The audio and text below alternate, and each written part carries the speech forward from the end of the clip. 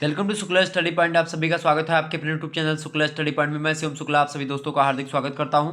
आप लोगों का लगातार कमेंट्स आ रहे थे, लगातार आप लोग व्हाट्सएप पर एसएमएस कर रहे थे, फेसबुक इंस्टाग्राम सब जगह आप लोग जो है बस एक ही एसएमएस कर रहे थे कि सर जी डॉक्टर राम मनोहर लोहिया अवध विश्वविद्यालय का जो इन्वायरमेंट का और फूड न्यूट्रिशन का पेपर हुआ है उसको सॉल्व करवा दीजिए। तो ये मैं इन्वायरमेंटल स्टडीज जो आपका पेपर हुआ था human values and environmental studies का ऑब्जेक्टिव टाइप का कंपलसरी को करिकुलर क्वेश्चन पेपर है। ये अनिवार्य सहगामी पाठ्यक्रम राष्ट्रीय शिक्षा नीति 2020 के अंतर्गत जो सेमेस्टर परीक्षाएं चल रही हैं उसके अकॉर्डिंग आपको बता दूं कि आपको ये पेपर देना ही पड़ता है। हर एक सेमेस्टर में एक आपको ये अनिवार्य वाला प्रश्न देना पड़ता है, जिसके अंतर्गत आपको मानव मूल और पर्यावरण अध्ययन वस्तुनिष्ठ का क्वेश्चन पेपर देना था। डॉक्टर राम मनोहर लोहिया अवध विश्वविद्यालय का क्वेश्चन पेपर है। केवल बालकों वाला एक क्वेश्चन पेपर है, बालिकाओं के लिए अलग क्वेश्चन पेपर था, तो उसके बारे में मैं अलग से चर्चा कर दूंगा। यानी बालिकाओं का आंसर की जल्दी आ जाएगी, तो उसको लेकर के आप परेशान नहीं होइएगा। आपकी बालिकाओं वाली भी आ जाएगी, बालकों वाली तो मैं दे ही रहा हूँ। और इसके बाद में और जो फर्स्ट सेमेस्टर वाला आपका हुआ है फूड न्यूट्रिशन का, उसको भी मैं सॉल्व करने का प्रयास करूंगा। ठीक है, देखिए टाइम 2 घंटे का आपको दिया गया था और आपका पूर्णांक 100 नंबर का था। इनमें से अगर आप 40% से ऊपर नंबर पाएंगे तो आप पास कर दिए जाएंगे। मेरे हिसाब से डॉक्टर राम मनोहर लोहिया अभी तक 33% ही कर रहा था। हो सकता है आपकी बार भी 33% करे, लेकिन अगर आप 40% से नंबर और ऐसे प्रश्न आए गए थे जो कि मैंने आपको ऑलरेडी बताए हुए थे।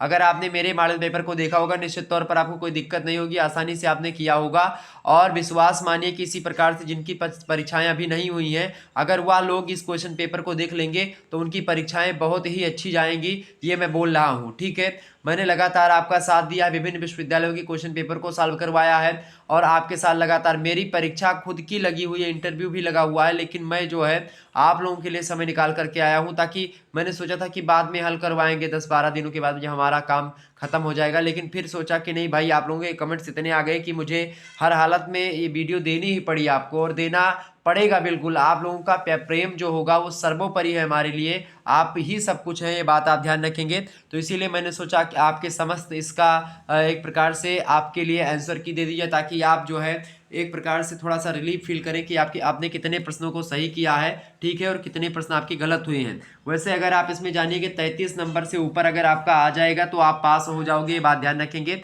इसका प्रश्न आपका जुड़ेगा नहीं, ये बात ध्यान रखेंगे। इंपॉर्टेंट नोट यहाँ पर लिखा हुआ है कि कृपया OMR सीट पर पीछे जो छपे निर्देश है उनको सबसे पहले पढ़ लें, उसके बाद में पेपर दे। तो पेपर देने जो है आपको मिलता तो पढ़ लीजिएगा उसको। ठीक है, आगे बढ़ते हैं। पहला प्रश्न आप देखेंगे यहाँ पर अंग्रेजी में भी लिखा हुआ है, हिंदी में भी लिखा हुआ है। देखेंगे लिखा हुआ है कि if someone offer you to accept bribe you will. यदि आपको उत्कोच यानी घूस देने के लिए कोई एक प्रकार से प्रेशर कर रहा है तो आप क्या करेंगे, यानी कोई ऑफर दे रहा है घूस का, तो आप क्या करेंगे, स्वीकार कर लेंगे, अस्वीकार कर देंगे, या 50% स्वीकार कर लेंगे, 50% अस्वीकार कर देंगे। तो क्या कर देंगे भाई, क्या कर देंगे। वैसे तो मेरी बात अगर की जाए तो मैं बिल्कुल अस्वीकार कर दूंगा। अगर मुझे कोई घूस का ऑफर देगा तो मैं अस्वीकार कर दूंगा, क्योंकि ये एक प्रकार से अपने देश के साथ गद्दारी होगी। तो घूस देना और घूस लेना दोनों कानूनन अपराध भी है और एक प्रकार से नैतिक अपराध भी ये माना जाता है। तो अस्वीकार कर देना, हमको रिफ्यूज यानी मना कर देना है।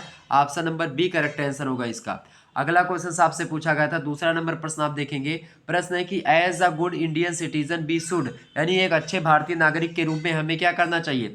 भ्रष्टाचार को प्रोत्साहन करना चाहिए भैया, नहीं करना चाहिए। भ्रष्टाचार का भाग बनना चाहिए, नहीं बनना चाहिए। भ्रष्टाचार का विरोध करना चाहिए, बिल्कुल करना चाहिए। भ्रष्टाचार का हमको क्या करना चाहिए, विरोध करना चाहिए। ऑप्शन नंबर इसका सी करेक्ट आंसर होगा। अगला क्वेश्चन आपकी स्क्रीन पर आ चुका है, देखेंगे।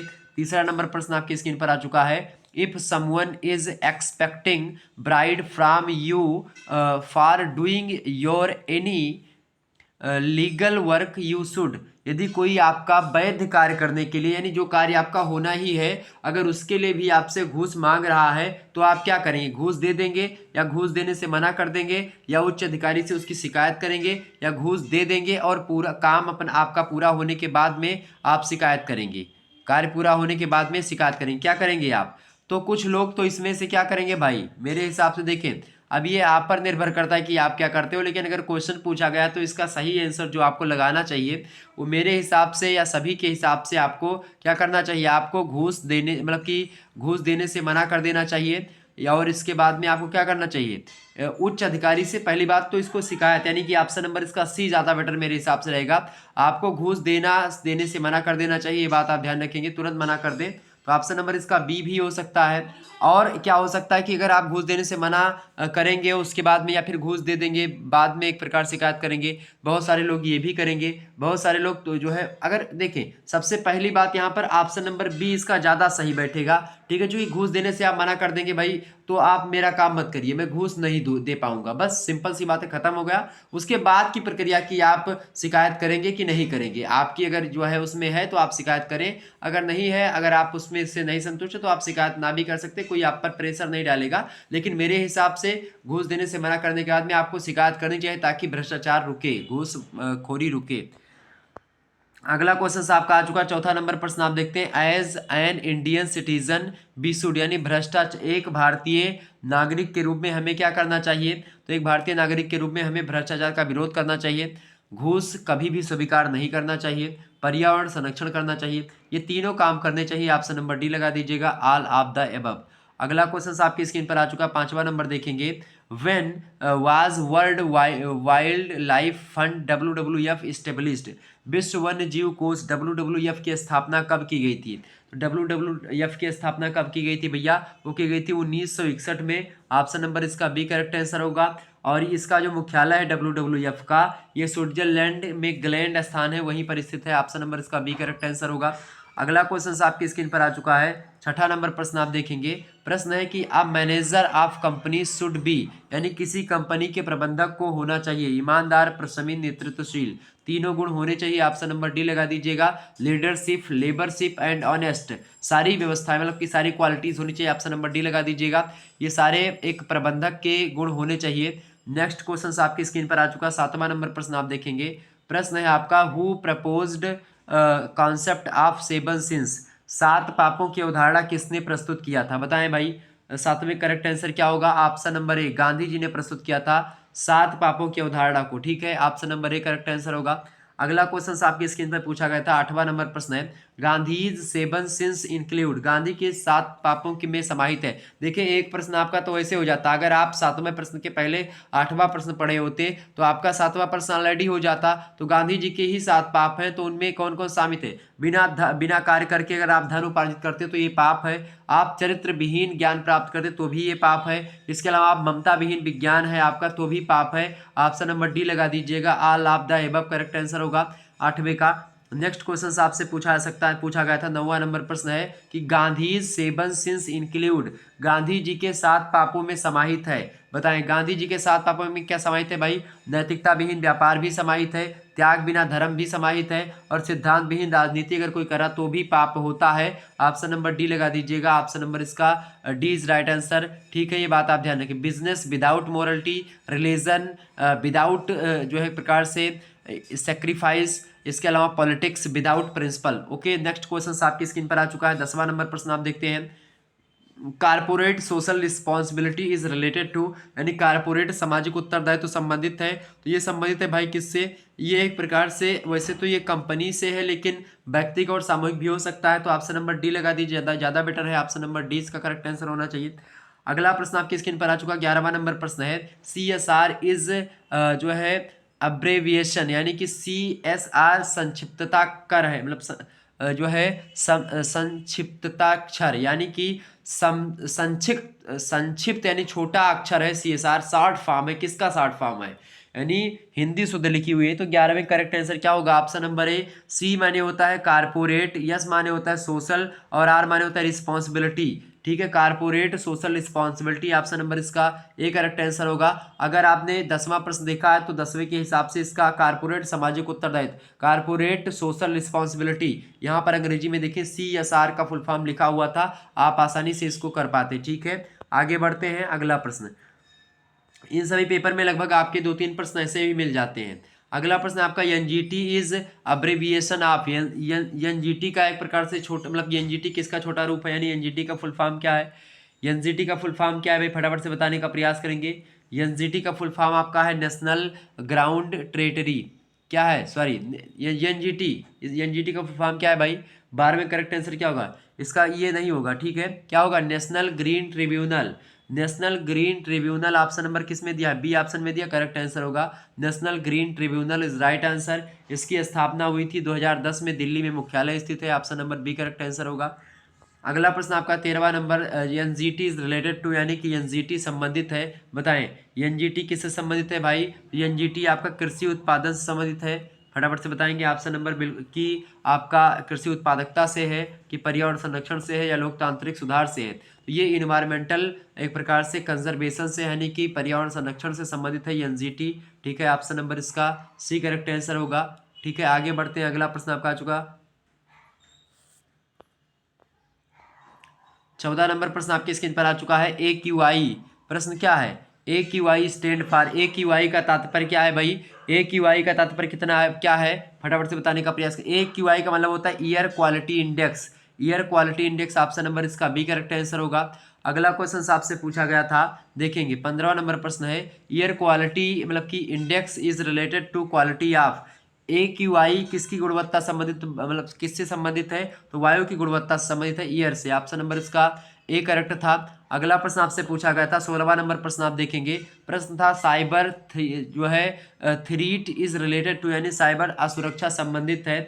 साइबर असुरक्षा किससे संबंधित है भाई, ऑनलाइन अंतरण से संबंधित है, ऑप्शन नंबर इसका बी करेक्ट आंसर होगा। ठीक है, ऑनलाइन ट्रांजैक्शन से, option number B is right answer. अगला क्वेश्चन आपकी स्क्रीन पर आ चुका है 17वां नंबर प्रश्न आप देखेंगे, cyber crime include, cyber crime में समाहित है ऑनलाइन अंतरण, बिल्कुल, फेसबुक के माध्यम से सांप्रदायिक संदेश प्रसारित करना, ये भी सम्मिलित है, ऑनलाइन आतंकवाद का वित्त पोषण करना, फंडिंग करना ऑनलाइन ट्रेडर का, ये भी एक प्रकार से साइबर अपराध की ही श्रेणी में आता है, ऑप्शन नंबर डी लगा दीजिएगा, ऑल ऑफ दीज। अगला क्वेश्चन आपसे पूछा गया था 18वां नंबर देखेंगे, which is not organic food, निम्न में से कौन कार्बनिक खाद्य है, फटाफट से बताने का प्रयास करेंगे, 18 पे करेक्ट आंसर क्या होगा, निम्न में से कौन कार्बनिक खाद्य है, तो कार्बनिक खाद्य कौन सा है भाई, प्रसंस्करित खाद्य जो होता है कार्बनिक खाद्य है, ऑर्गेनिक फूड है, ऑप्शन नंबर इसका सी करेक्ट आंसर होगा। बाकी जंक फूड या फास्ट फूड ये सब नहीं होते हैं। 19वां प्रश्न आपकी स्क्रीन पर आ चुका है, which is are not part of value is business management, निम्न में से कौन व्यवसाय प्रबंध का मूल्य नहीं है। देखिए व्यवसाय प्रबंध का मूल्य कौन सा नहीं है, देखिए भ्रष्टाचार भी नहीं है, घूस भी नहीं है, निम्न गुणवत्ता उत्पाद भी नहीं, लो क्वालिटी प्रोडक्ट भी नहीं होता है व्यवसाय मतलब प्रबंधन का मूल्य। ठीक है, ऑप्शन नंबर डी लगा दीजिएगा, इनमें से कोई नहीं होता है। अगला क्वेश्चन आपके इसकी मतलब उपयुक्त तो सभी नहीं होते हैं। ठीक है, भ्रष्टाचार, घूस, निम्न गुणवत्ता उत्पाद, ये नहीं पूछ रहा है क्या कि कौन व्यवसाय प्रबंधन का मूल्य नहीं है, तो सारे मूल्य नहीं है। ठीक है, आगे बढ़ते हैं, अगला प्रश्न 20वां प्रश्न आपकी स्क्रीन पर आ चुका है। प्रश्न है भाई, रतन टाटा इज, यानी कि रतन टाटा है, रतन टाटा उद्योगपति भी हैं, पायलट भी हैं, ये दानदाता भी हैं, बिल्कुल, ऑप्शन नंबर डी लगा दीजिएगा, all of the above, D option 20वें करेक्ट था आपका। अगला क्वेश्चन आप देखते हैं 21 नंबर प्रश्न आपसे पूछा गया था, हु इज अजीम प्रेम जी, अजीम प्रेम जी कौन है भाई, अजीम प्रेम जी भारतीय व्यापार टाइकून भी हैं, निवेशक भी हैं, एक अच्छे खासे परोपकारी व्यक्ति भी हैं, ऑप्शन नंबर डी लगा दीजिएगा, ऊपर तो सभी हैं, ऑल ऑफ द अबव इसका करेक्ट आंसर था। अगला क्वेश्चन आपका पूछा गया था 22 नंबर प्रश्न आप देखने का प्रयास करेंगे। प्रश्न है which come under social media, social media के अंतर्गत आता है, फटाफट से बताने का प्रयास करेंगे, करेक्ट आंसर क्या होगा। सोशल मीडिया के अंतर्गत आपका फेसबुक, व्हाट्सअप, ट्विटर सब आता है, option number D correct answer होगा, D option is right answer. ये सारे के सारे प्रश्न आपके हो गए होंगे लगभग, इन सभी प्रश्नों के उत्तर मैंने अपने मॉडल पेपर में बताया भी था, आसानी से हो जाता, कोई दिक्कत की बात यहाँ पर मेरे हिसाब से नहीं थी। यहाँ पर अगला प्रश्न आपका आ चुका है, ये भी मैंने मिलान भी करवाया है, ये भी प्रश्न आपका आ चुका है, मतलब लगभग अधिकतर प्रश्न मैंने बताए ही थे, इसमें कोई दो राय नहीं। आप लोगों ने पेपर देखा है, पेपर दिया है, आपको पता होगा शुक्ला स्टडी पॉइंट आपके साथ कितना खड़ा है और कितना खरा उतरता है अपनी बातों पर, ये आपको पता भी होगा। ठीक है, उसमें कहने की बात नहीं है, आप सभी लोग जानते हैं, आप सभी की कमेंट करते हैं लगातार कि सर जी सबका सब आ चुका है। मैं अपनी तरफ से बस केवल पेपर को मिलाता हूं कि भाई मेरे मॉडल पेपर से कितना फंसा हुआ है। चलें, ये आपका आ चुका है 23 नंबर प्रश्न है, सूची 1 और सूची 2 को आपको मिलाना है। ठीक है, देखिए रतन टाटा की कंपनी कौन सी है भाई, टाटा सन्स इन्हीं की कंपनी है। देखिए जो है अजीम प्रेम जी की कंपनी कौन सी है, अजीम प्रेम जी की कंपनी है आपकी जो है अजीम प्रेम जी की है विप्रो। ठीक है, विप्रो के मालिक कौन है, अजीम प्रेम जी हैं, ये बात आप ध्यान रखेंगे। बिल गेट्स जो है माइक्रोसॉफ्ट के एक प्रकार से मालिक हैं, तो एक प्रकार से देखेंगे रतन टाटा का किस पे लगा, यानी कि पी लगा है आपका दूसरे पे। अब देखें पी दूसरे में कहाँ कहाँ है, या तो डी में पी दूसरे पर है, या फिर पी में मतलब पी दूसरे पर खाली केवल डी और ए में दिख रहा है, बाकी बी और सी तो आपके वैसे गलत हो गए। ठीक है, अब आपको यहाँ से देखना है कि अजीम प्रेम जी की जो है कहाँ पर जा रहा है, Q3 में। Q3 देखिए कहाँ पर है, Q3 यहाँ पर है, Q3 और कुसी में भी नहीं है, तो Q3 यही हो गया। और बिल गेट्स तो माइक्रोसॉफ्ट ही लगा है, तो ऑप्शन नंबर इसका ए करेक्ट आंसर होगा, A option is right answer. ठीक है, यानी विप्रो के मालिक कौन है? विप्रो के मालिक आपके हैं भाई कौन? विप्रो के मालिक हैं आपके अजीम प्रेम जी। टाटा सन्स के मालिक है रतन टाटा। माइक्रोसॉफ्ट के मालिक हैं बिल गेट्स। ठीक है, ये आपसे पूछ रहा था। अगला प्रश्न आपकी स्क्रीन पर आ चुका है। 24 नंबर प्रश्न आप देखने का प्रयास करेंगे। प्रश्न आ चुका है कि Vivekananda philosophy commonly known as, Vivekananda के दर्शन को सामान्यतः जाना जाता है व्यवहारिक वेदांत के नाम से। ठीक है, ऑप्शन नंबर इसका सी करेक्ट आंसर होगा। अगला क्वेश्चन आपकी स्क्रीन पर आ चुका है। 25 नंबर प्रश्न देखेंगे। 25 नंबर प्रश्न आपका क्या है? मूल्यों को डैश के रूप में जाना जाता है, यानी कि value are also known as. बताएं तो मूल्यों को भाई अच्छा एक प्रकार से उसको माना जाता है मानक या आदर्श मूल्यों को। ऑप्शन नंबर इसका बी करेक्ट आंसर होगा, स्टैंडर्ड एंड आइडियल्स। अगला क्वेश्चन आपका आ चुका है। 26 नंबर आप प्रश्न देखेंगे। प्रश्न आपका आ चुका है भाई, सभी लोग देखने का प्रयास करेंगे। आ गुड वैल्यू इज मतलब कि dash of doing good for the all people, यानी कि एक अच्छी मूल्य प्रणाली संपूर्ण लोगों के लिए अच्छा करने की डैश है, यानी क्या है? प्रतिबद्धता है, वादा है, धोखाधड़ी है, स्वीकृति है।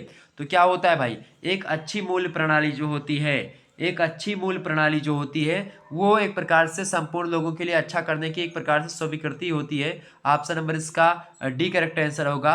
ओके, नेक्स्ट क्वेश्चन आपकी स्क्रीन पर आ चुका है। 27 नंबर प्रश्न आप देखेंगे। Which type of education is necessary for youth to forward on right path, यानी कि नव युवकों को सही मार्ग पर अग्रसर करने के लिए कौन मतलब कैसी शिक्षा व्यवस्था आवश्यक होती है भाई? तो 27 का करेक्ट आंसर क्या होगा? बिल्कुल नैतिक शिक्षा, आध्यात्मिक शिक्षा और धर्मनिरपेक्ष शिक्षा तीनों की आवश्यकता होती है। Moral, spiritual, secular. Option number D लगा दीजिएगा, all of the above.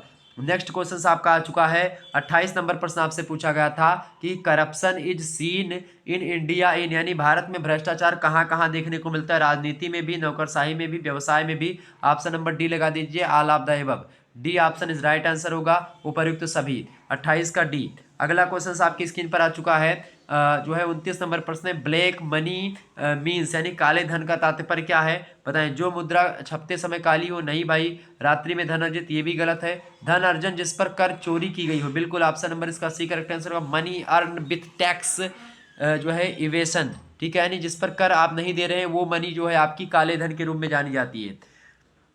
30 number प्रश्न आपसे पूछेगा, करप्शन कैन बी कंप्लेंट, यानी भ्रष्टाचार की शिकायत कहाँ की जाती है? तो यह है केंद्रीय विजिलेंस कमीशन में की जाती है, यानी कि केंद्रीय सतर्कता आयोग में आप शिकायत कर सकते हो। किसकी? भ्रष्टाचार की शिकायत आप कर सकते हो। बी ऑप्शन करेक्ट आंसर होगा। वैसे कर सकते हो आप पुलिस स्टेशन में भी, मुख्यमंत्री कार्यालय में भी, लेकिन ज़्यादा आपका बी करेक्ट आंसर यहाँ पर होगा। और बी में ज़्यादा सुनवाई भी होती है इसको लेकर के। हो सकता है पुलिस स्टेशन में जाए वहाँ पर भी आपकी बात ना सुनी जाए, मुख्यमंत्री कार्यालय जाए वहाँ पर भी वही के लोग बैठे हों, तब क्या करेंगे? तो इसके लिए आपको केंद्रीय सतर्कता आयोग जाना पड़ता है, इसीलिए ज़्यादा बेस्ट वो है। आगे बढ़ने का प्रयास। अगला प्रश्न आपका आ चुका है भाई, सभी लोग देखने का प्रयास करेंगे। 31 नंबर प्रश्न है। व्हाट आर वैल्यूज, यानी मूल्य क्या है? बताएं भाई, मूल्य क्या है? विचार, विचारधारा तथा कार्य जो कि हमारे लिए महत्वपूर्ण है। बिल्कुल option number A correct answer होगा।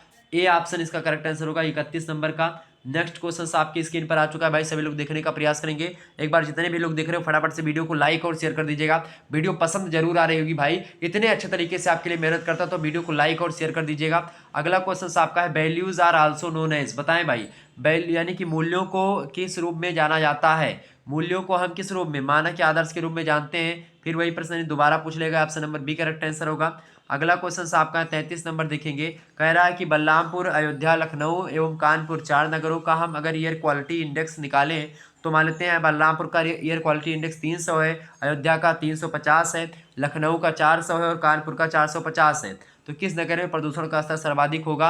तो इसमें से जो सब सर्वाधिक होगा, जो जिसमें सबसे ज़्यादा एयर क्वालिटी इंडेक्स जो ज़्यादा होगा वो प्रदूषण ज़्यादा करेगा। ठीक है, तो ऑप्शन नंबर इसमें क्या लगेगा? 450 कानपुर का, तो जाहिर सी बात है कानपुर ही लग जाएगा। ऑप्शन नंबर इसका डी करेक्ट आंसर होगा। अगला क्वेश्चन आपका 34 नंबर आपसे पूछा गया था कि रीजंस ऑफ करप्शन आर, यानी भ्रष्टाचार के कारण है। 34 नंबर करेक्ट आंसर क्या होगा? फटाफट से बताएंगे। रीजन मतलब भ्रष्टाचार के कारण क्या है? देखिए, आर्थिक असुरक्षा, आयकर की उच्च दर, लोकतांत्रिक प्रणाली, ये भ्रष्टाचार के कारण हो सकते हैं सारे के सारे। ऑप्शन नंबर इसका डी करेक्ट आंसर होगा। अगला क्वेश्चन आपकी स्क्रीन पर आ चुका है भाई। 35 नंबर प्रश्न आपकी स्क्रीन पर आ चुका है। Vivekananda is the maker of modern India, who said this? Vivekananda आधुनिक भारत के निर्माता हैं, यह किसने कहा था? तो यह कहा था नेताजी सुभाष चंद्र बोस जी ने। ऑप्शन नंबर इसका डी लगा दीजिएगा, आपका डी करेक्ट आंसर था। आपके एग्जाम में पूछा जा सकता है। तो जिनकी परीक्षाएं नहीं हुई वो लोग सभी लोग एकदम से रट लीजिएगा इन प्रश्नों को। अगला प्रश्न है who authored wings of fire, यानी कि विंग्स ऑफ फायर किसने लिखा था। मैंने बार बार इसको चिल्ला चिल्ला करके कहा था कि इसको जरूर रटेंगे। तो एपीजे अब्दुल कलाम की रचना है ये, ऑप्शन नंबर इसका सी करेक्ट आंसर होगा। अगला क्वेश्चन आप देखते हैं 37 नंबर पूछा गया था, social media increases, social media किसे बढ़ावा देती है। सोशल मीडिया जो है ये अपराध को बढ़ावा देती है, ऑप्शन नंबर इसका ए करेक्ट आंसर होगा। साइबर बुलिंग को भी देती है, लेकिन अपराध ज़्यादा बढ़ते हैं इसके, और अपराध में सारी चीज़ें आ जाती हैं आपकी। अगला क्वेश्चन आपका आ चुका है 38 नंबर प्रश्न आपका आ चुका है, what does cyber security protect, cyber सुरक्षा क्या सुरक्षा करती है। साइबर सुरक्षा क्या सुरक्षा करती है भाई, साइबर सुरक्षा हैकर्स से आपकी सुरक्षा करती है, option number B correct answer होगा। अगला प्रश्न आपकी स्क्रीन पर आ चुका है।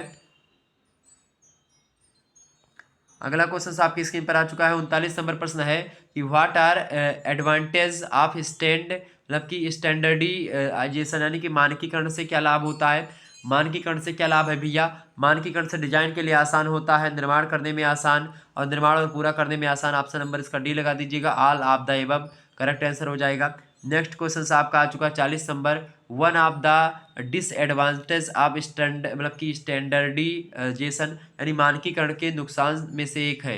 देखिए अधिक से अधिक ग्राहक संतुष्टि तो होती है, विनियमितता हुई होती है, ठीक है, ट्रांजैक्शन जिसको आप कहते हैं, ठीक है। इसके अलावा उत्पादन डिजाइन की प्रारंभिकी भी ठीक हो जाती है, लेकिन इसमें क्या होता है, छोटा जीवन चक्र हो जाता है, एक प्रकार से सीमित हो जाता है, लिमिटेड, ठीक है, एक साइकिल जो होती है। तो ऑप्शन नंबर इसका डी लगा दीजिएगा। अगला क्वेश्चन आपका है 41 नंबर प्रश्न आप देखेंगे। 41 नंबर प्रश्न आपकी स्क्रीन पर आ चुका है, ISI mark is certification make for, बताएं प्रोडक्ट इंडिया, यानी कि ISI मार्क प्रभावीकरण चिन्ह है किन उत्पादों के लिए, एग्रो, ठीक है, ऑप्शन नंबर इसका ए करेक्ट आंसर होगा। एग्रो मार्क भी कहा जाता है इसको, ठीक है, ISI मार्क को। अगला प्रश्न आपका आ चुका है 42 नंबर प्रश्न है, which one is not part of social media, निम्न में से कौन सोशल मीडिया का भाग नहीं है। Facebook, WhatsApp, video call, Facebook, WhatsApp, Instagram, WhatsApp, Facebook ये तो सोशल मीडिया का भाग है, लेकिन वीडियो कॉल जो है ये व्हाट्सएप का एक पार्ट है, एक प्रकार से जीमेल में आप देखते हैं वैसे फेसबुक से व्हाट्सएप से वीडियो कॉल की सुविधा उसके अंदर मिलती है, ठीक है। तो ऑप्शन नंबर इसका सी करेक्ट आंसर होगा। अगला क्वेश्चन आपसे पूछा गया था 43 नंबर प्रश्न है, इन्वायरमेंटल कोर्ट इज, यानी पर्यावरणीय अदालत है, पर्यावरणीय अदालत राष्ट्रीय हरित प्राधिकरण, national green tribunal, option number इसका सी करेक्ट आंसर होगा। ये पर्यावरणीय अदालत है एक प्रकार की, ऑप्शन नंबर सी 43 का करेक्ट आंसर होगा। 44 नंबर प्रश्न आपका आ चुका है, NGT was established in, NGT की स्थापना कब हुई थी, नेशनल ग्रीन ट्रिब्यूनल की स्थापना जो हुई थी वो कब हुई थी, यही आपसे पूछा जा रहा है। तो उसकी स्थापना हुई थी भाई 18 अक्टूबर 2010 को, ऑप्शन नंबर ए में दिया 2010 करेक्ट आंसर हो जाएगा। अगला क्वेश्चन आपकी स्क्रीन पर आ चुका है 45 नंबर देखेंगे, what is the reason of ozone hole, यानी ओजोन छिद्र बनने का क्या कारण है। तो CFC यानी कि chlorofluorocarbon is right answer, option number इसका ए करेक्ट आंसर होगा। अगला प्रश्न आपसे पूछा गया था 46 नंबर कि which atmospheric layer saves the life from harmful effects of UV radiation, यानी कि वातावरण की कौन सी परत पराबैंगनी किरणों के बुरे प्रभाव से पृथ्वी पर जीवन की रक्षा करती है। तो इसका करेक्ट आंसर क्या होगा, ऑप्शन नंबर सी ओजोन परत, C option is right answer, ozone layer is right answer, C option correct answer होगा इसका। अगला प्रश्न आपका 47 नंबर देखेंगे, इन्वायरमेंटल डे सेलिब्रेटेड ऑन, यानी कि पर्यावरण दिवस मनाया जाता है। 47 नंबर का करेक्ट आंसर क्या होगा, ऑप्शन नंबर बी 5 जून को, ठीक है, B option is right answer. Next question आपकी स्क्रीन पर आ चुका है 48 नंबर देखेंगे, earth day is celebrated on, पृथ्वी दिवस मनाया जाता है। पृथ्वी दिवस कब मनाया जाता है भाई, पृथ्वी दिवस आपका 22 अप्रैल को मनाया जाता है, ऑप्शन नंबर इसका सी करेक्ट आंसर होगा। अगला क्वेश्चन आपकी स्क्रीन पर आ चुका है 49 नंबर प्रश्न आप देखेंगे, ग्रीन रेवोल्यूशनल इज रिलेटेड टू, हरित क्रांति किससे संबंधित है भाई, तो कृषि उत्पादन से, ऑप्शन नंबर इसका सी करेक्ट आंसर होगा। ये सारे के सारे प्रश्न आपके बहुत सरल थे और अच्छे प्रश्न थे, आप आसानी से कर पाते अगर आपने हमारे मॉडल पेपर और क्वेश्चन पेपर जो मैंने सॉल्व करवाया उसको देखा होगा, एक भी प्रश्न आपका नहीं छूटता और आप आसानी से इस परीक्षा को पास कर पाएंगे।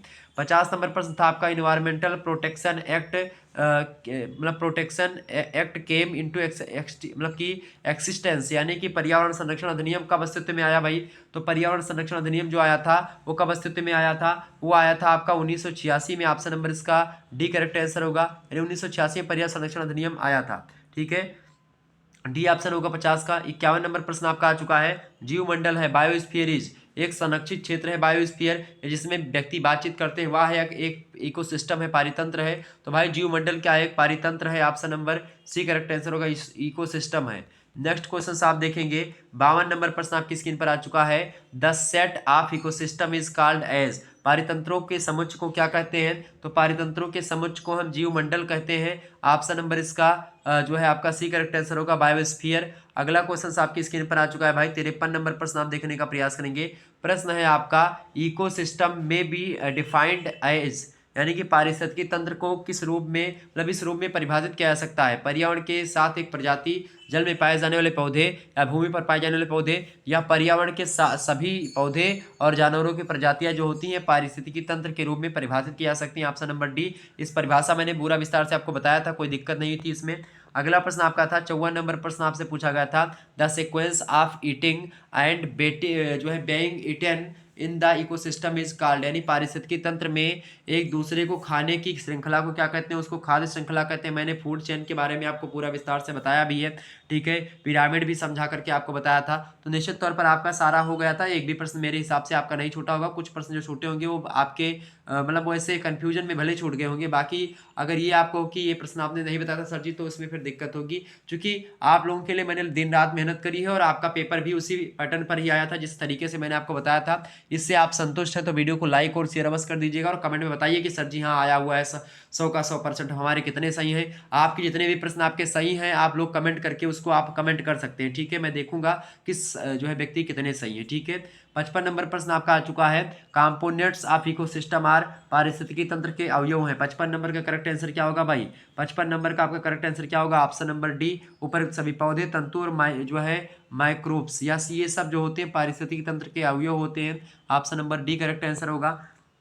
56 नंबर प्रश्न है आपका, which of the following present in acid rain, अम्ल वर्षा में निम्न में से उपस्थित रहता? देखें जो है SO2 उपस्थित रहता है, और इसके अलावा वो भी एक और गैस होती है, लेकिन कुल मिलाकर के अगर यहाँ पर दिया नहीं है, H2SO4 इज राइट आंसर। ये बहुत अधिक मात्रा में उसमें जो है रहता है। Option number C correct answer होगा इसका। अगला क्वेश्चन आपकी स्क्रीन पर आ चुका है, जो है 57 नंबर प्रश्न है, PM 2.5 रिलेटेड विथ, यानी PM 2.5 संबंधित है, तो ये वायु प्रदूषण से संबंधित है। 57 नंबर का बी करेक्ट आंसर होगा, एयर पोल्यूशन से। नेक्स्ट क्वेश्चन आपकी स्क्रीन पर आ चुका है 58 number, which one is true about Shri Bhagavad Gita, Shrimad Bhagavad Gita के बारे में निम्न में से कौन सा कथन सत्य है? तो यह संस्कृत में लिखा गया कथन बिल्कुल सत्य है। ऑप्शन नंबर इसका it is written in Sanskrit, option number B correct answer होगा, ठीक है। आगे बढ़ते हैं, बाकी तो इसमें विदुर और धृतराष्ट्र की वार्ता नहीं है। कृष्ण भगवान ने अर्जुन को शिक्षा दी है, अर्जुन को ज्ञान दिया है, वो बात है। कृष्ण और भीष्म की वार्ता भी नहीं, ना हिंदी में लिखा गया है, ठीक है। तो ऑप्शन नंबर एक ही बचता है कि ये संस्कृत में लिखा गया, वही करेक्ट आंसर है। 59 नंबर आपका प्रश्न है, Bhagavad Gita principles that every manager should have following character, यानी भगवत गीता के सिद्धांत के अनुसार प्रत्येक प्रबंधक के निम्न चारित्रिक गुण होने चाहिए। दृष्टिकोण निर्मित करना चाहिए सबसे पहली, फॉर्मिंग अ विजन, दूसरा होता है दृष्टिकोण को वास्तविकता में परिवर्तित करने की रणनीति की योजना बनानी चाहिए, यानी planning the strategy to realise the vision. इसके अलावा रणनीति के साथ साथ आपको नेतृत्व की कला, यानी कि लीडरशिप की कला आपके अंदर होनी चाहिए, ठीक है। ऑप्शन नंबर इसका डी लगा दीजिएगा, ऑल ऑफ द अबव, ठीक है।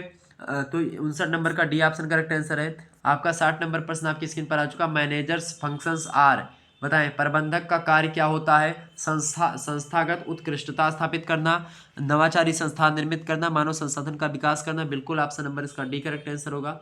अगला क्वेश्चन आपका आ चुका है, 61 नंबर क्वेश्चन देखने का प्रयास करेंगे। 61 नंबर प्रश्न आपकी स्क्रीन पर आ चुका है, most of Indian enterprises function, मतलब कि फैक्सिंग द प्रॉब्लम इन मतलब कि मैनेजर, जो एक प्रकार से मैनेज होते हैं मैनेजर, तो मैनेजरियल टेक्निक, यानी कि अधिकांश भारतीय उद्यम प्रबंधकीय प्रविधि में निम्न समस्याओं का सामना करें, विवाद का, निम्न उत्पादकता का, प्रेरणा के अभाव का, ऑप्शन नंबर डी लगा दीजिएगा, ऑल ऑफ द अबव। अगला क्वेश्चन आपसे पूछा गया था 62 नंबर क्वेश्चन देखेंगे, according to doctor APJ Abdul Kalam present and teachers must include, parents and teachers includes मतलब मस्ट इंक्लूड, इंसुकेट, यानी कि आपसे कह रहा है एपीजे अब्दुल कलाम के अनुसार माता पिता और अध्यापकों को विकसित करना चाहिए क्या? बच्चों में नैतिकतापूर्ण नेतृत्व का गुण, धनार्जन की प्रतिभा, वैभवपूर्ण जीवन जीने की कला। बिल्कुल ऑप्शन नंबर डी लगा दीजिएगा, ऑल ऑफ द एबव, इसका भी करेक्ट आंसर था। अगला प्रश्न आपसे पूछा गया था और मैंने आपको बताया था जब भी ऐसी प्रश्न आपसे पूछेंगे तो लगभग आपका 90% केस जो होता है उसमें आपका डी ही करेक्ट आंसर होता है। ठीक है, 63 नंबर क्वेश्चन आप देखने का प्रयास करेंगे। Doctor APJ Abdul Kalam emphasized on education based on, यानी कि एपीजे अब्दुल कलाम का बल था कि शिक्षा होनी चाहिए। शिक्षा उन्होंने कहा था कि मूल आधारित, स्मृति आधारित और क्रियाविधि आधारित तीनों होनी चाहिए। ऑप्शन नंबर इसका लगा दीजिएगा आप, D option is right answer. ठीक है, अगला क्वेश्चन आप देखेंगे, आपकी स्क्रीन पर आ चुका है 64 नंबर, वर्ल्ड पॉपुलेशन डे। मैंने बताया था सारे डे के बारे में अधिकतर। तो विश्व जनसंख्या दिवस कब मनाया जाता है भाई? विश्व जनसंख्या दिवस आपका मनाया जाता है 11 जुलाई को। ऑप्शन नंबर इसका डी करेक्ट आंसर होगा 64 का। अगला क्वेश्चन आपकी स्क्रीन पर आ चुका है भाई, सभी लोग देखेंगे। एक बार वीडियो को लाइक और शेयर जरूर कर दीजिएगा। एंशियंट इंडियन लिटरेचर की pollution free balance with nature, this statement is, प्राचीन भारतीय साहित्य प्रकृति के साथ प्रदूषण रहित संतुलन बनाए हुए है, यह कथन सत्य है। तो 65 नंबर का करेक्ट आंसर क्या होगा? Option number B is right answer, यानी ये बात बिल्कुल सत्य है। ठीक है, अगला क्वेश्चन आपका है 66 नंबर, पीपल जो है reside near to river bank forest in open space and hills are more, यानी पहाड़ों एवं खुले स्थानों पर, वनों के निकट, नदियों की धारा के पास रहने वाले व्यक्ति अधिक बताएं स्वस्थ और दीर्घायु है। बिल्कुल बिल्कुल option number A he correct answer होगा, हेल्थ एंड एज्ड है। ऑप्शन नंबर इसका ए करेक्ट आंसर होगा। 67 नंबर क्वेश्चन आप देखने का प्रयास करेंगे। प्रश्न आपका आ चुका है, ह्यूमंस इफोर्ट्स, यानी मनुष्य चेष्टा करता है। मनुष्य चेष्टा क्या करता है कि पर्यावरण को अपने अनुकूल बनाया जाए।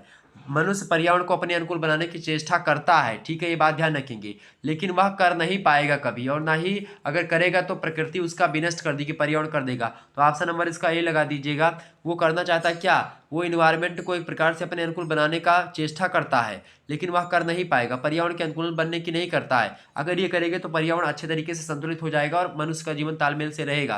करना क्या चाहिए? करना चाहिए पर्यावरण के साथ अनुकूलन करने की एक प्रकार चेष्टा, लेकिन करता क्या है? पर्यावरण को अपने अनुकूल बनाने की करता है। ठीक है, तो ऑप्शन नंबर यहाँ पर ए, यानी क्वेश्चन का जो मंतव्य है पूछाना है कि मनुष्य क्या चाह रहा है। आजकल आप देख रहे हैं उद्योगों का विकास हो रहा है, तो पर्यावरण को अपने अनुकूल बनाने का प्रयास किया जा रहा है। ठीक है, आप देख रहे हैं गर्मियों में भी, आप ठंडियों में बिना मौसम के आपको फल मिल रहे हैं, हर चीज आपको देखते हैं बिना मौसम के मिल रही, कई सारी चीजें हैं। 68 नंबर आप प्रश्न देखेंगे, ग्लोबल वार्मिंग इफेक्ट्स, वैश्विक तापन से प्रभाव पड़ेगा मौसम पर, तापमान पर, ध्रुवीय बर्फ पर, सभी पर पड़ेगा। Option number D correct answer होगा। पूरा वैश्विक तापन, ग्लोबल वार्मिंग मैंने आपको समझाया था। अगला प्रश्न आपका आ चुका है 69 नंबर प्रश्न, global warming does not effects, वैश्विक तापन प्रभाव नहीं डालता है, जलवायु परिवर्तन पर डालता है, ग्लेशियर पर डालता है, चूंकि जलवायु परिवर्तन होता है वैश्विक तापन से, ग्लेशियर पिघलता है, हिमपर्त चद्दर भी पिघलती है, मुद्रास्फीति पर कोई प्रभाव नहीं पड़ता है, इन्फ्लेशन पर, ये तो आर्थिक मामला है। ऑप्शन नंबर डी लगा दीजिएगा। अगला प्रश्न आपसे पूछा गया था 70 नंबर देखेंगे, ईयर इज, यानी कि वायु है, वायु क्या है? तत्व है, यौगिक है या मिश्रण है? तो वायु क्या होता है आपका? वायु आपका मिश्रण होता है। ऑप्शन नंबर इसका सी करेक्ट आंसर होगा। अगला क्वेश्चन आपकी स्क्रीन पर आ चुका है 71 नंबर देखेंगे। प्रश्न है, डिफॉरेस्टेशन रिजल्ट इज, वनों के को काटने का परिणाम क्या होता है? तो वनों को काटने का कई बड़ा भयानक परिणाम होता है। तो ऑप्शन मिट्टी का क्षरण भी होता है और अनियंत्रित बाढ़ भी बढ़ सकती है। ऑप्शन नंबर इसका सी लगा दीजिएगा, सोल इरोजन एंड एक प्रकार से अनकंट्रोल्ड फ्लूड। नेक्स्ट क्वेश्चन आपकी स्क्रीन पर आ चुका है 72 नंबर देखेंगे, हुई चीज इसेंशियल फॉर सस्टेनेबल डेवलपमेंट, सतत विकास के लिए आवश्यक है, जैविक विविधता का संरक्षण, प्रदूषण का नियंत्रण, निर्धनता में कमी, ये तीनों चीजें आवश्यक हैं। ऑप्शन नंबर डी लगा दीजिएगा, all of the above. Conservation of biodiversity, control of pollution, poverty जो है, जो गरीबी होती है, निर्धनता, उसमें कमी लाना। ठीक है, नेक्स्ट क्वेश्चन आपकी स्क्रीन पर आ चुका है 73 नंबर देखेंगे, a sustainable bio group is ecosystem is called, पारिस्थितिकीय तंत्र के एक टिकाऊ जैव समूह कहलाता है। तो इसका करेक्ट आंसर क्या होगा 73 नंबर का? बिल्कुल संक्रमण कहलाता है, वो इकोटोन कहलाता है। ऑप्शन नंबर इसका ए करेक्ट आंसर होगा। पारिस्थितिकीय तंत्र में एक टिकाऊ जैव समूह क्या कहलाता है? संक्रमण। अगला प्रश्न आपकी स्क्रीन पर आ चुका है 74 नंबर प्रश्न देखेंगे, flow of energy is food web is, यानी कि खाद्य जाल में ऊर्जा का प्रवाह होता है। खाद्य जाल में ऊर्जा का प्रवाह एक दिशीय होता है। ऑप्शन नंबर इसका ए करेक्ट आंसर होगा। ठीक है, हमेशा ऊर्जा का प्रवाह एक दिशीय होता है। अगला क्वेश्चन आपका आ चुका है 75 नंबर क्वेश्चन आप देखने का प्रयास करेंगे। सारे प्रश्नों के उत्तर मैंने अपने मॉडल पेपर में बताए थे। अब मुझे तो एक प्रकार से ऐसा लग रहा कि पूरा का पूरा क्वेश्चन पेपर हमारे द्वारा बताया गया मॉडल पेपर से ही छप गया था आपका बालकों वाला। बालिकाओं वाला अभी मैंने नहीं देखा है, बालिकाओं वाला अभी मैं जल्दी सॉल्व करवा दूंगा जैसे टाइम मिलता है, ठीक है। और बाकी फर्स्ट सेमेस्टर का भी सॉल्व कर दूंगा, चिंता करने की आपको आवश्यकता नहीं है। प्रश्न आपका आ चुका, which gas required for photosynthesis, प्रकाश संश्लेषण के लिए कौन सी गैस आवश्यक है। तो प्रकाश संश्लेषण के लिए कौन सी गैस आवश्यक है भाई, 75 का करेक्ट आंसर क्या होगा, बिल्कुल करेक्ट आंसर क्या होगा, option number C is right answer. CO2 जो है ये प्रकाश संश्लेषण के लिए आवश्यक है, क्योंकि प्रकाश संश्लेषण क्रिया में जो पौधे होते हैं CO2 लेते हैं, O2 छोड़ते हैं, ठीक है। 76 नंबर प्रश्न आपका, व्हिच गैस ये जो है एबिल्यूड इन फोटोसिंथेसिस, यानी कि प्रकाश संश्लेषण में कौन सी गैस निकलती है, O2 निकलती है, यानी कि ऑक्सीजन। ऑप्शन नंबर इसका सी करेक्ट आंसर होगा। अगला प्रश्न आपसे पूछा गया था 77 नंबर, कारपोरेट सोशल रिस्पॉन्सिबिलिटी यानी CSR जिसको कहते हैं, कारपोरेट सामाजिक उत्तरदायित्व का तात्पर्य क्या है, लाभ अर्जित करना, लाभ अर्जित ना करना, ना तो लाभ अर्जित करना ना ही हानि उठाना, ठीक है। Option number C correct answer होगा।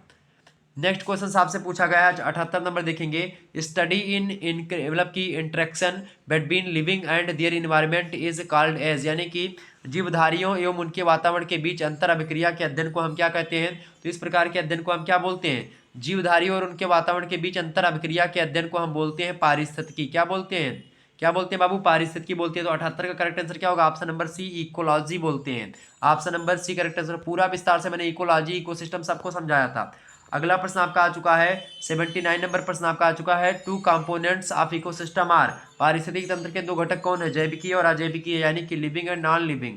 Option number A correct answer का, बार बार मैंने इसको समझाया था। अगला प्रश्न आपका, soil erosion can be checked by, मृदा अपरदन को रोका जा सकता है भाई, मृदा अपरदन को रोका जा सकता है किसके द्वारा, जो है जनसंख्या वृद्धि के द्वारा नहीं भाई, देखिए वन रोपण के द्वारा रोका जा सकता है। ऑप्शन नंबर इसका बी करेक्ट आंसर होगा, ठीक है, 80 नंबर का। नेक्स्ट क्वेश्चन आप देखते हैं 81 नंबर आपकी स्क्रीन पर आ चुका है।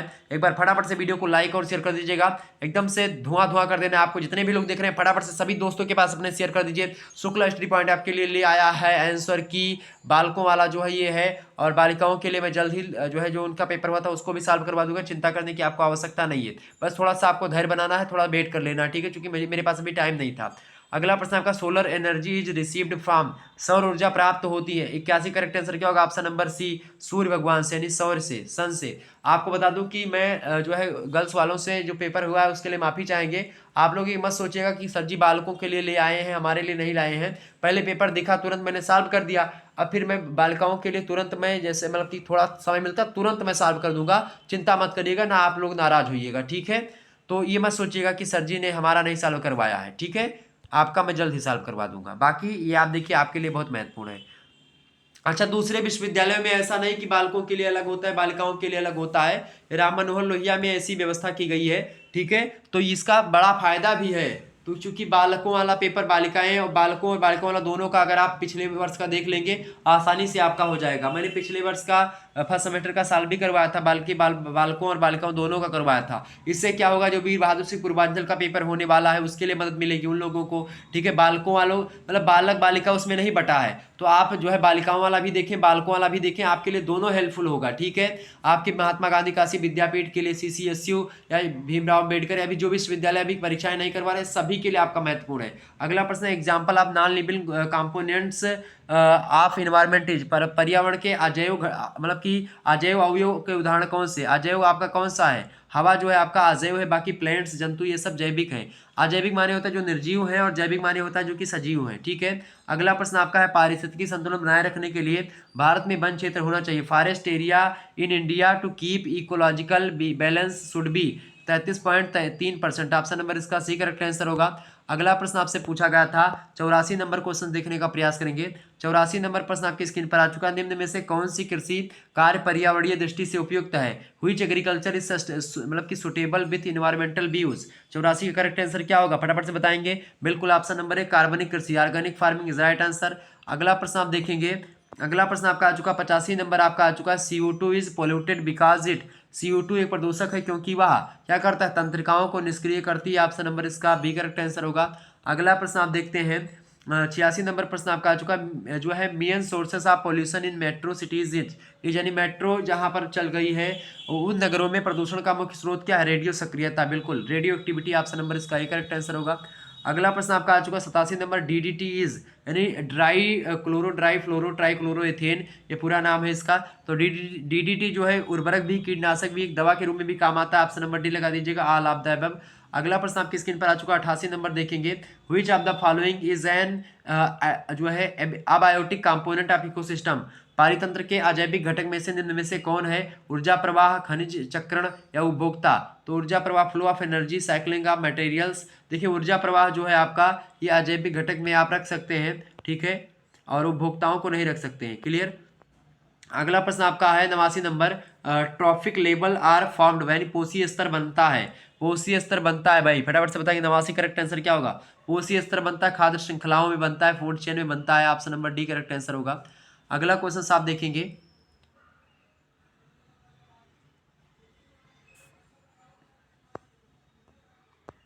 अगला प्रश्न आपकी स्क्रीन पर आ चुका है भाई, सभी लोग देखने का प्रयास करेंगे। जो है 90 नंबर क्वेश्चन आपकी स्क्रीन पर आ चुका है। 90 नंबर प्रश्न क्या है? A plant is eaten by, जो है जो कुछ भी लिखा हुआ है यानी कि herbivore which is eaten by carnivore max, यानी कि एक पादप को शाकाहारी खाते हैं, जिन्हें एक प्रकार से मांसाहारी खाते हैं। इससे बनती है क्या? इससे बनती है आपकी खाद्य श्रृंखला, food chain. Option number A correct answer होगा। अगला क्वेश्चन आप देखते हैं, इन सभी को मैंने आपको बताया, आप मॉडल पेपर उठा करके देखें तो उसमें मैंने पूरा खाद्य श्रृंखला का स्ट्रक्चर आपको पिरामिड के माध्यम से समझा दिया था। अगला प्रश्न है द इंपॉर्टेंस ऑफ इकोसिस्टम, मतलब कि लीज इन यानी कि पारितंत्र का क्या महत्व होता है, बताएं। ये पारितंत्र का क्या महत्व होता है भाई? पारितंत्र का क्या महत्व होता है? ऑप्शन नंबर इसका बिल्कुल सी करेक्ट आंसर होगा। खनिज चक्रण और ऊर्जा प्रवाह दोनों से ऑप्शन नंबर इसका सी करेक्ट आंसर होता है। अगला क्वेश्चन आप देखने का प्रयास करेंगे, 92 नंबर प्रश्न आपका आ चुका, traffic is an organisation was established in TRAFFIC, मतलब कि FFIC एक ऐसा संगठन है जिसकी स्थापना की गई थी। ट्रैफिक की स्थापना कब की गई थी भाई? तो इसकी स्थापना की कब की गई थी? इसकी स्थापना की गई थी आपकी 1976 में। ऑप्शन नंबर इसका ए करेक्ट आंसर होगा। अगला क्वेश्चन आप देखेंगे, 93 नंबर प्रश्न है, व्हिच हैज मैक्सिमम पॉल्यूशन, निम्न में से किसकी जनसंख्या सर्वाधिक है? 93 करेक्ट आंसर क्या होगा? ऑप्शन नंबर बी, दिल्ली की जनसंख्या सर्वाधिक है, Delhi. Option number B correct answer होगा। अगला क्वेश्चन आपका है 94 नंबर प्रश्न आप देखेंगे, which one is not main reason for मतलब कि पॉपुलेशन इंक्रीज, निम्नलिखित में से कौन जनसंख्या वृद्धि का प्रमुख कारण नहीं है?